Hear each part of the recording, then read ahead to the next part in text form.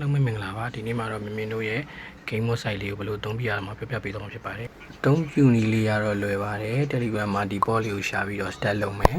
ပြီးလို့ရှိရင်ရပြီပြီးရင် open နှိပ်မယ် open နှိပ်ပြီး start လုပ်လို့ရှိရင် website လေးကိုရောက်သွားပြီ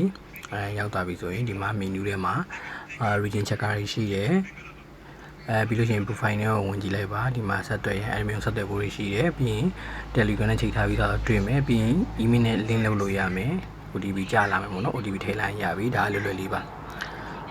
ပြီးလို့ရှိရင်ဒီမှာ game တွေရှိမယ်ကိုလိုနီနဲ့ game ကိုထောက်ပြီးတော့ဝယ်လို့ရတယ်ပေါ့နော် mobile legend ဆိုလဲ mobile legend ပေါ့ကိုလိုနီနဲ့ package ကိုရွေးပြီးတော့ဝယ်လို့ရပါတယ်ပြီးလို့ရှိရင် patch ဆိုလဲ patch ပေါ့နော် patch မှာ UC နဲ့ package ရှိမယ်အဲ့ဒါမှမဟုတ်ဘူးကုတ်ဝယ်ပြီးတော့ဖြည့်မယ်ဆိုလဲရတယ်ကုတ်ဝယ်ပြီးဖြည့်ရင်တော့ဈေးပိုတက်တာမယ်ဖြည့်နည်းကိုလည်း menu ရဲ့ရေးပေးထားပါတယ်နောက်တစ်ခုကငွေဖြည့်ရဲ့အပိုင်းပေါ့နော်ငွေဖြည့်ရဲ့အပိုင်းကတော့လွယ်ပါတယ် top up ဆိုတာလေးကိုနှိပ်လို့ရမယ်နှိပ်ပြီးရင်ဒီမှာပြထားတဲ့ wallet ထဲက